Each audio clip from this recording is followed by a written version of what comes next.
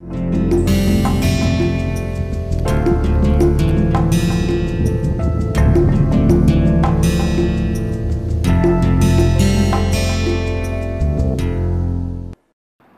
welcome to another module in this massive open online course. So, we are looking at the properties of the Laplace transform. Let us continue our discussion. Okay.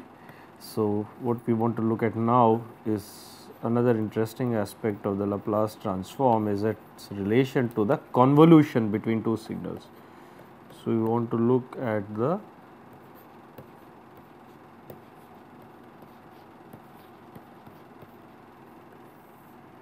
convolution aspect or the convolution property of Laplace transform. So, let us say I have two signals x1t, which is x1s Laplace transform with ROC equals R1 and x2t with Laplace transform x2s and ROC equals R2.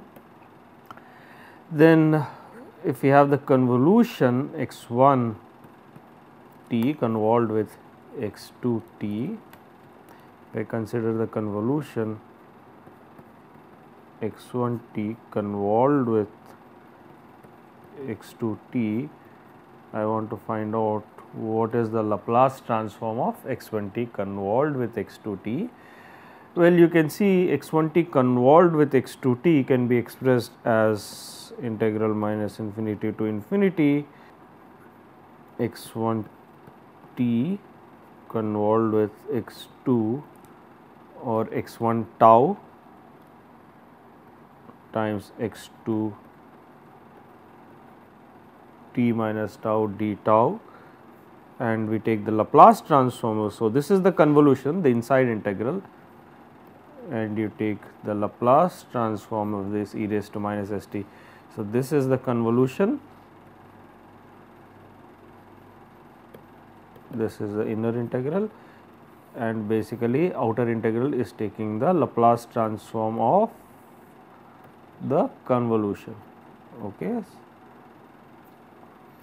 And now this you can simplify this by modifying the order of integration as follows.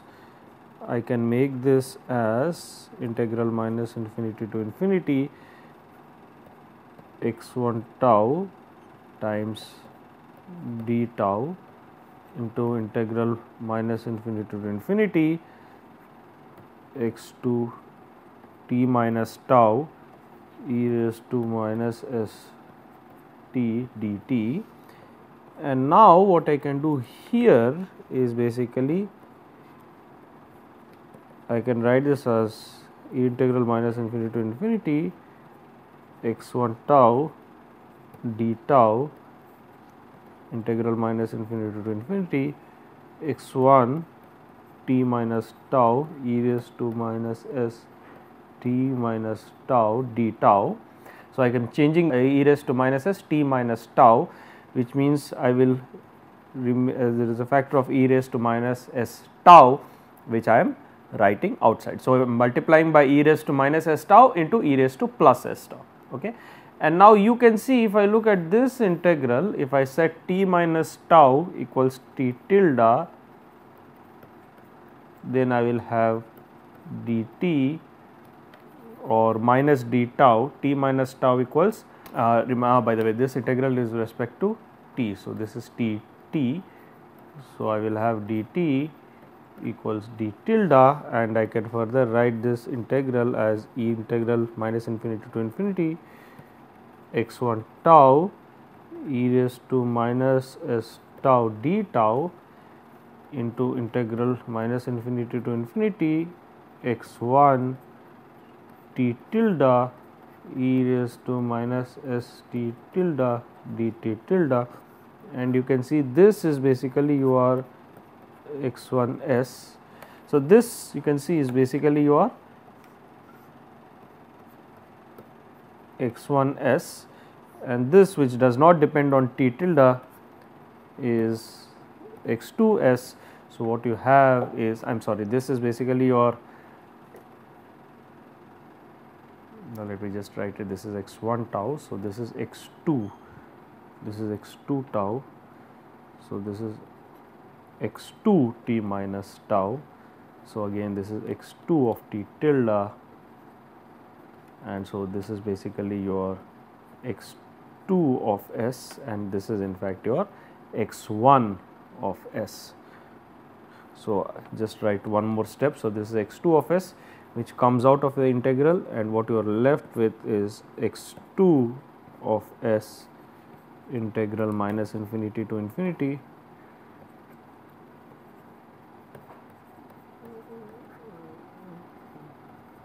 and this you can see is x1 of s. So, what you have is x1 of s times x2 of s.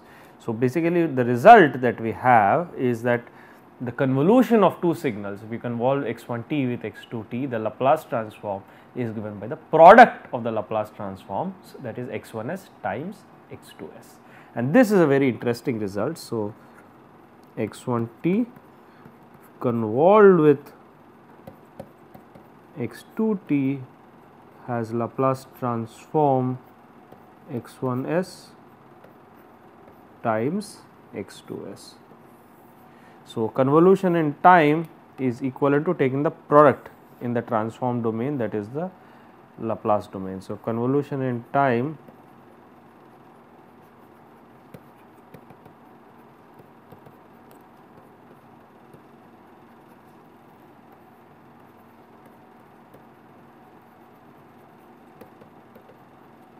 the product in Laplace transform domain, or basically the S domain, and this is an important product. This is an important property. What it does, it helps easily evaluate. So, this property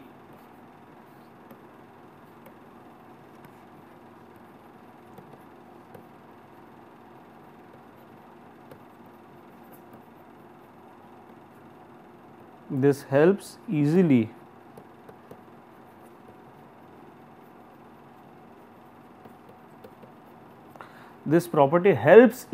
evaluate the convolution between two signals.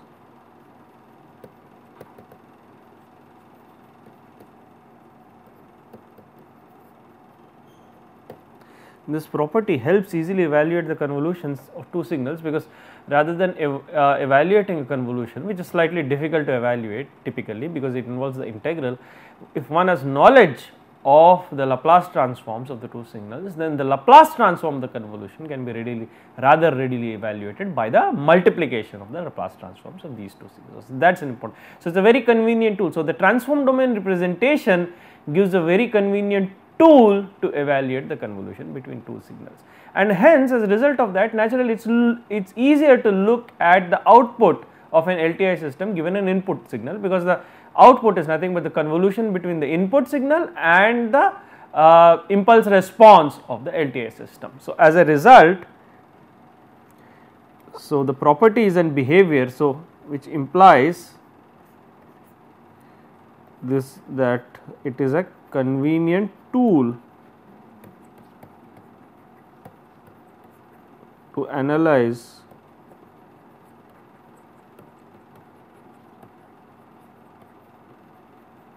the output or behavior of LTI systems, that is linear time invariant, uses a convenient tool to analyze the output or behavior of LTI systems. Therefore, the Laplace transform is a very convenient tool in both signal processing, communications, several areas such as control systems, correct, instrumentation, etc., where one needs to study the behavior of system, analyze the behavior of system, examine the behavior or the output of a given system for different input signals, and also analyze the impact of the system for give different signals, okay, characterize the interaction between various signals and systems, okay, all right. So, let us now move on to another topic in the Laplace transform, which is that of the poles and zeros, the poles and zeros. Now consider xs to be a rational function of s. We consider the Laplace transform to be a rational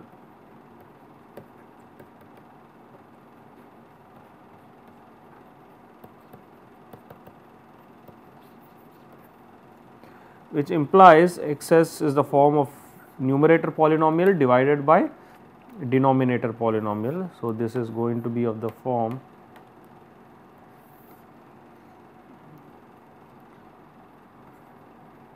a naught s minus z1 s minus z2 s minus z m, or let us write it this way. This is of the form a naught s to the power of m plus a1 s to the power of m minus 1 plus am divided by b naught s to the power of n plus b1 s to the power of n minus 1 plus bn. Okay. So, this is of the form numerator polynomial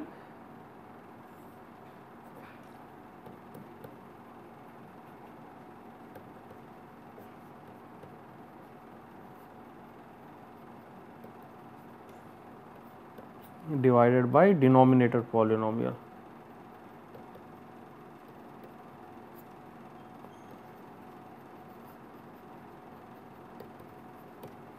Numerator polynomial divided by denominator polynomial, and therefore, this can be written as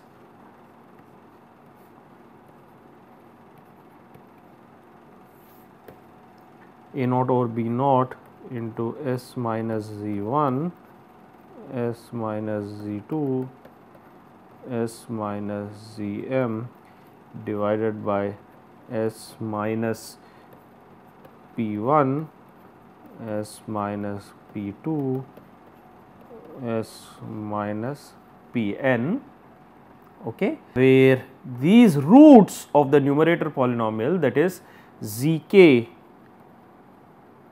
for 1 less than or equal to k less than or equal to m, these are known as the zeros. Okay, these are known as the zeros of the transform, that is the roots of the numerator polynomial in S. These are known as the zeros of the transfer function, and the roots of the denominator polynomial in S are known as the poles of the transfer function.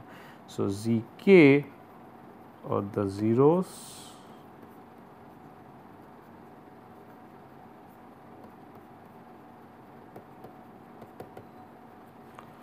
of the transfer function,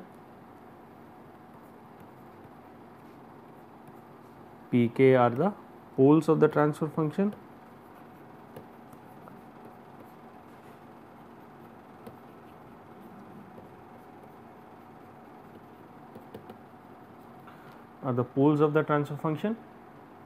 okay, and this is known as a proper rational function.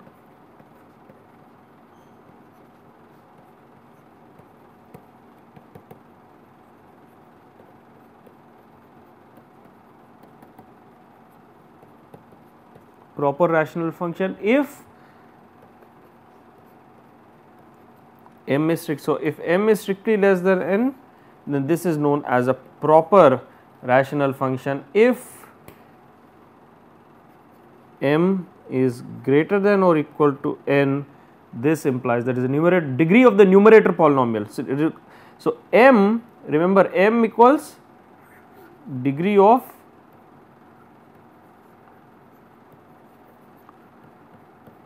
numerator polynomial, and n is basically degree of denominator polynomial.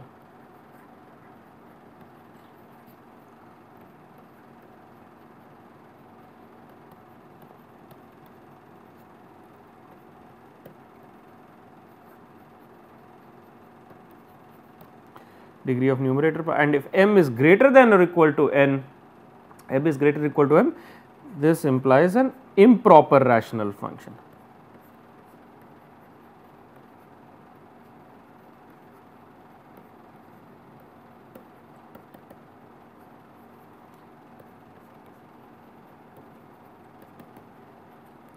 Okay. So, if the numerator polynomial degree is less than the degree of the denominator polynomial, it is a proper rational function. On the other hand, otherwise, that is degree of numerator polynomial is greater than or equal to that of the denominator polynomial, it is an improper rational function. Okay. All right. And now, one thing to keep in mind is that poles cannot lie, the poles of x of s, poles of the transfer function cannot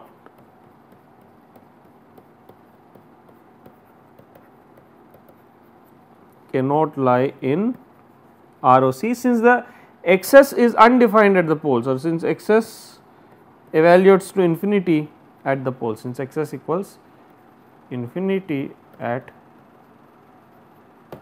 poles. So, poles cannot lie in the ROC, poles of excess cannot. So, ROC, the region of convergence, cannot include poles of the transfer function excess.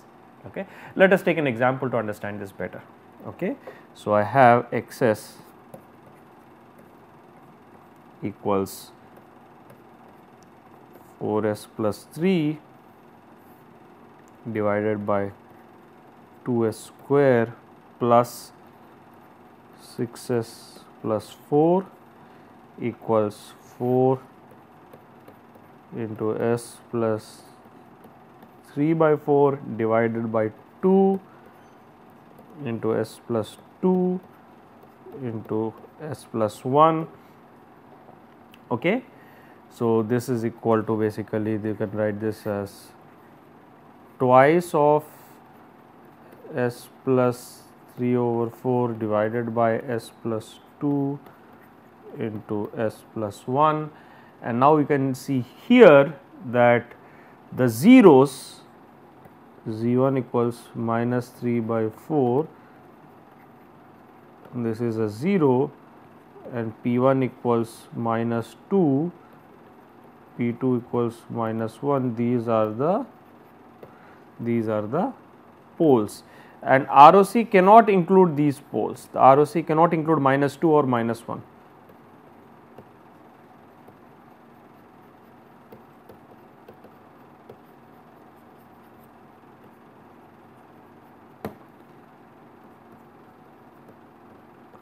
ROC cannot include poles that are equal to minus 1. So, the poles are minus 1 and minus 2 and minus 1. The ROC cannot include poles, and also you can see this is a, now m here, degree of numerator polynomial, m equals 1, n equals 2. So, you have m less than m, implies this is a proper rational function.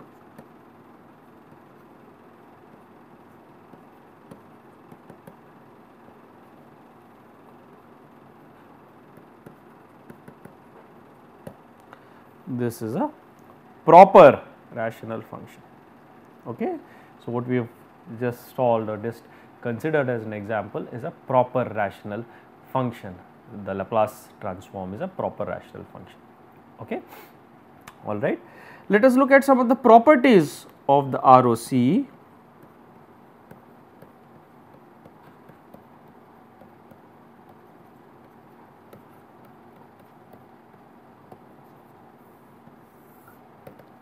Now, the properties of ROC, the first property, as we already seen, ROC does not contain poles.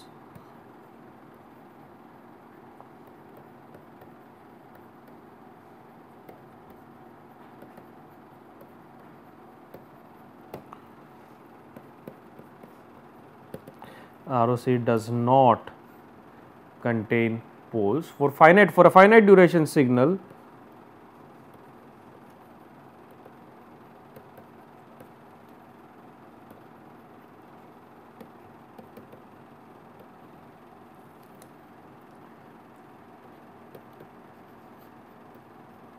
for a finite duration signal, that is xt equal to 0 for t greater than or t less than t1 or t greater than t2, okay, implies that signal is non-zero only for t1 less than or equal to, that is non-zero only in the interval t1 to t2. Okay, it is a finite duration signal. For such signals, the ROC is typically the entire S plane. Okay, so this is a finite duration signal, implies xt equals not equal to 0 only for t1 less than or equal to t less than or equal to 2, ROC equals the entire S plane.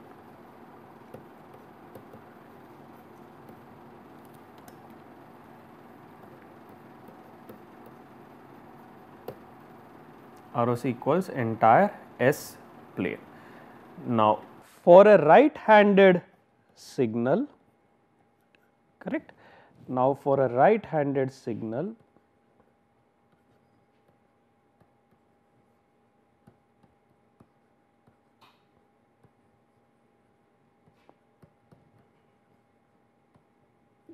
this implies that xt equal to 0 for all t less than some t1 which is less than infinity, that is this right handed signal is 0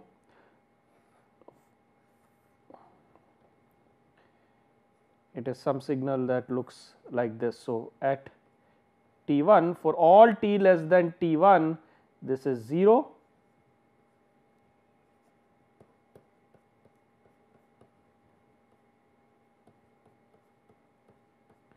and non-zero only for t greater than t1, that is it exists only on the right hand side, it is non-zero only on the right hand side. For this kind of a signal, for a right handed signal, the ROC is of the form the real part of S is greater than sigma max, where sigma max equals the maximum of the real part of the poles of excess of the Laplace transform, maximum of real part of poles of excess. And this ROC, remember the ROC is real part of x s greater than sigma max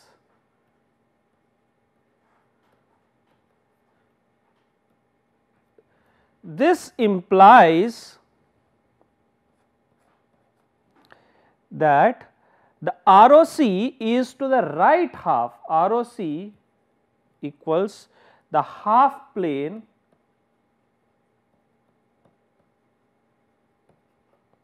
to right of the vertical line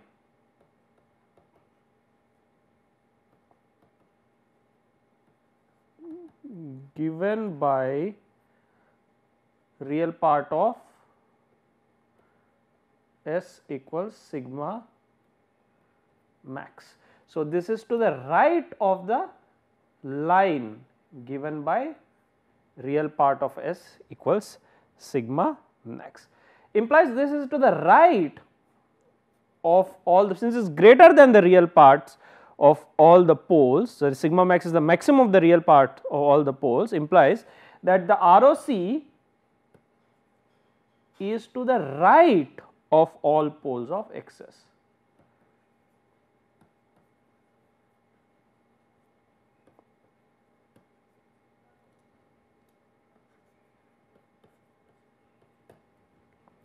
And the ROC will look something like this, that is you have your S plane, okay, and you have your sigma max, alright. So, this is let us say your sigma max, then the ROC will be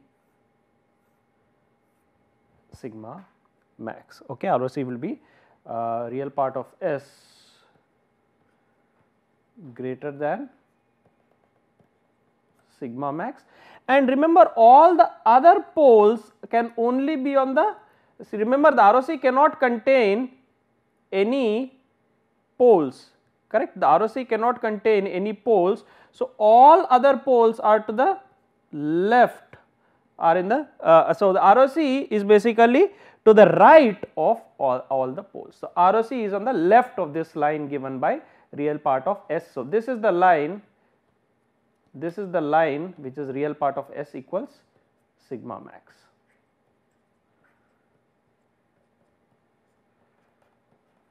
And of course, this line itself is not included in the ROC. So, let us take an example, let us look at a simple example to understand this. Example, consider xt equals e raised to minus 2t ut plus e raised to minus 3t ut. Okay. This is a right handed signal, you can clearly see that, correct, it exists only for t greater than 0.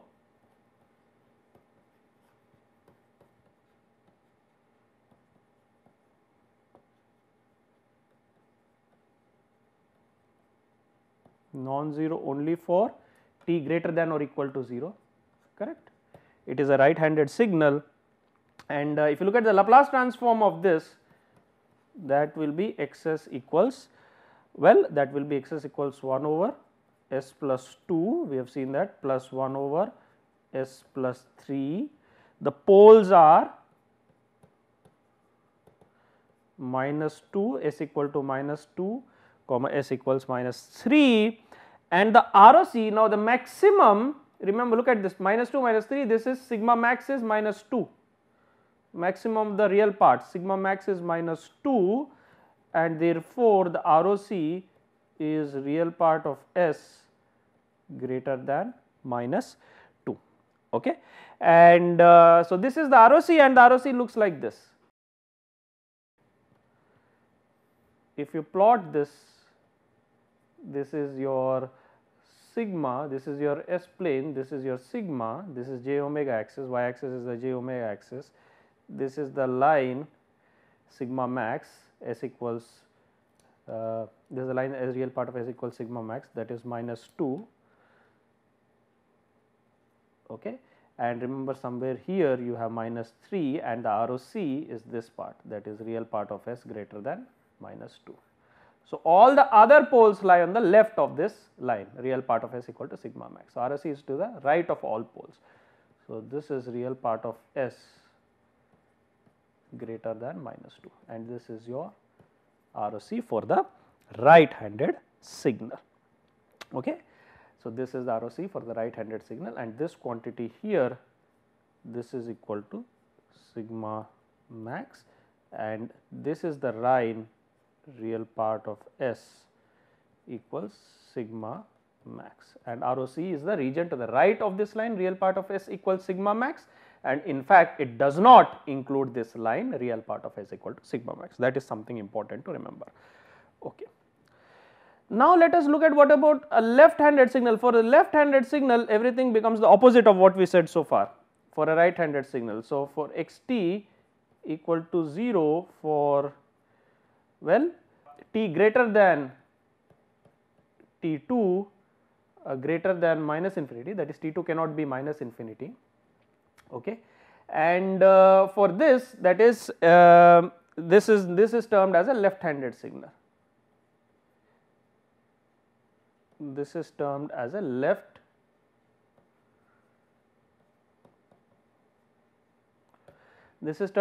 handed signal, and ROC of this is of the form real part of S less than sigma min, where sigma min is the minimum of the real part of the poles of XS. That is what we said, it is opposite of the right handed signal. Sigma min equals minimum of real part of poles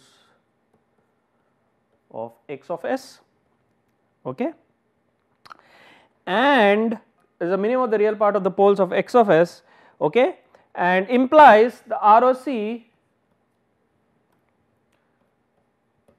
ROC equals region of S plane to left of line real part of S equals sigma min. So, ROC is the region to the left of this line, in fact not including this line, real part of S equal to sigma min, and this also implies that is it is to the left of all poles of X of S, implies ROC is left of all poles of X of S, okay.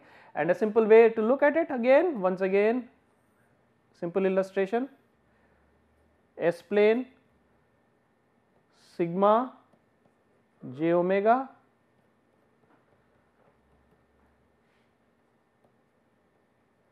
let us just to not make it similar, let us say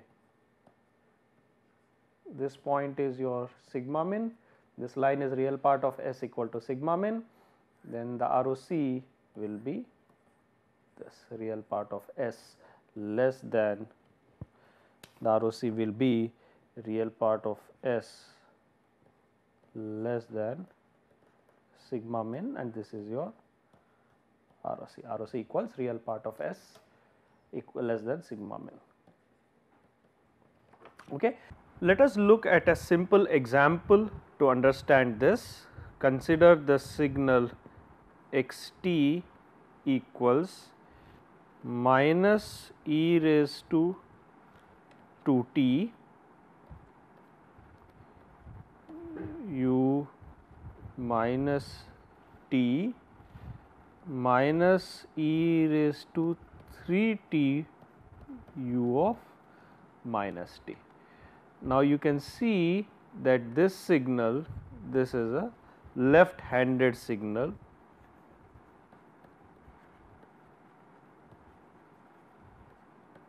this is a left handed signal, and this is non-zero only for